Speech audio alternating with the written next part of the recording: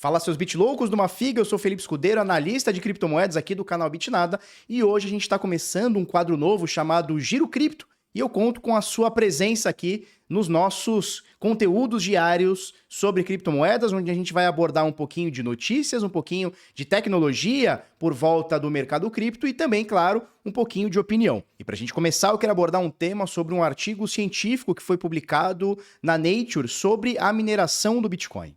Alguns pesquisadores fizeram uma análise espacial sobre a mineração do Bitcoin e o que foi encontrado foi que cerca de 44,3% de todo o globo habitável existe algum processo de mineração do Bitcoin. Foi abordado também que os mineradores estão cada vez mais buscando energias renováveis. E para corroborar um pouquinho com essa tese, eu tive a experiência do Miami Conference, né, o Bitcoin Conference 2023, que foi agora no mês de maio de 2023, a maior conferência especificamente sobre Bitcoin do mundo. E nós tivemos ali uma espécie de mining village, né, uma vila do minerador, e onde o que mais se falava ali dentro era sobre energias renováveis, né, formas mais eficientes e renováveis para se minerar o Bitcoin.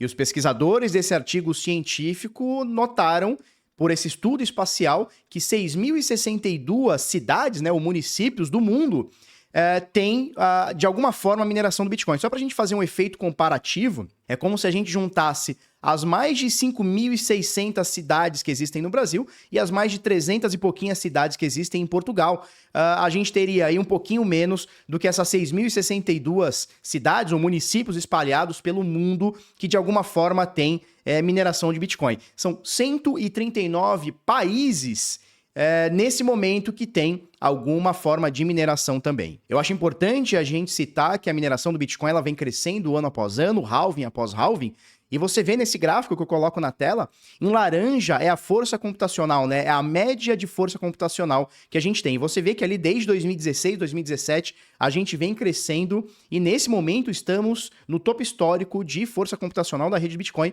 ou seja, os mineradores estão cada vez mais querendo botar máquinas, né?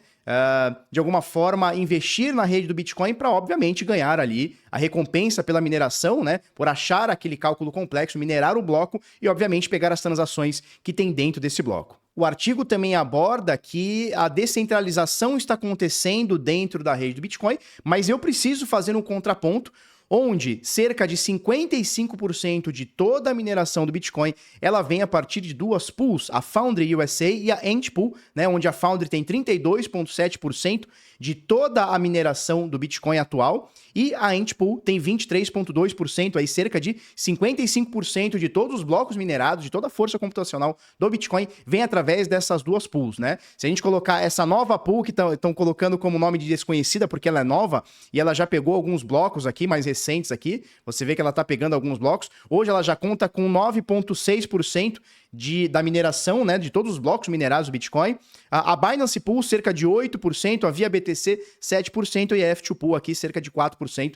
A gente tem quase 80%, um pouquinho mais de 80% de toda a mineração vinda através de 6 pools de mineração, né? Então, quando a gente fala de descentralização na mineração do Bitcoin, a gente precisa tomar um pouquinho de cuidado para não achar que tudo isso é uma maravilha da descentralização, porque ainda a gente tem alguns pontos de centralização, mesmo que menores, mesmo que pequenos, mas a gente ainda tem alguns pontos de centralização na rede do Bitcoin. É por isso que eu gosto de falar que a centralização ou a descentralização, ela não é uma coisa binária, né? Não é ou não é centralizado, é ou não é descentralizado. Eu acho que nós temos espectros de centralização ou descentralização, onde o Bitcoin ele está num nível mais descentralizado, mas não é 100% centralizado.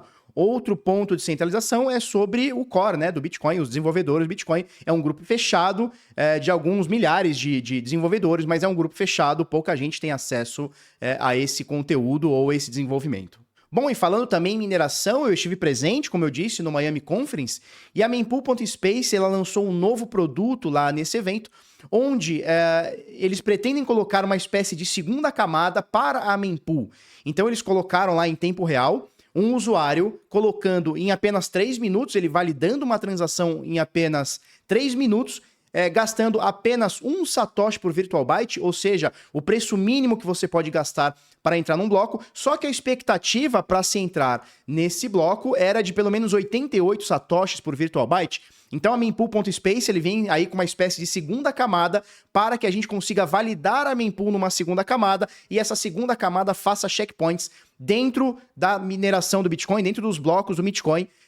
Muita gente achou isso um pouco estranho, porque aí envolve um pouquinho mais de centralização quando a gente fala de uma segunda camada, mas pode ser uma solução para as taxas mais caras aí da rede do Bitcoin. Bom, e falando um pouquinho de tecnologia em cima da blockchain do Bitcoin, da rede do Bitcoin, a Stable, ela acaba de lançar a primeira stablecoin pareada e lastreada em dólar 1 para 1 dentro da blockchain do Bitcoin. Eles estão chamando de Stable, é um token BRC20, e segundo o disclaimer que eles colocam, eles vão fazer um anúncio aí junto com a carteira Unisat, mas eles dizem que cada dólar gerado por essa stable, esse dólar também estará dentro de um cofre, dentro de um banco ou dentro de um título, tá? Então, segundo eles, será lastreado. O que eu posso dizer sobre isso é, stablecoins novas, elas precisam sempre maturar, né?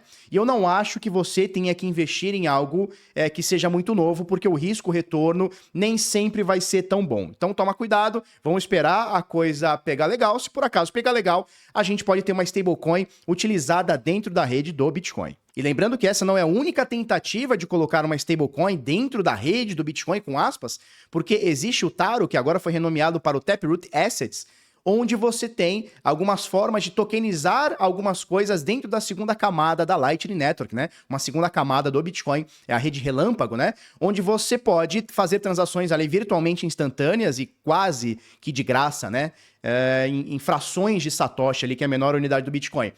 Estão falando que a USDC, lá nesse evento, né, deixaram vazar um zoom, que a USDC vai trazer aí a sua stablecoin para dentro da Lightning Network, o que deixa alguns bitcoiners maximalistas um pouco com o pé atrás. Porque a USDC, obviamente, é uma empresa, ela é uma stablecoin que vem através de uma empresa e, obviamente, ali tem pontos de centralização. Guarda essa informação que já vou falar sobre outra stablecoin da USDC. Aproveita, se inscreve aqui no canal se você não está inscrito, dá aquele joinha para a gente continuar com o trabalho aqui. Bom, e agora nós temos mais um dado importante aqui, né?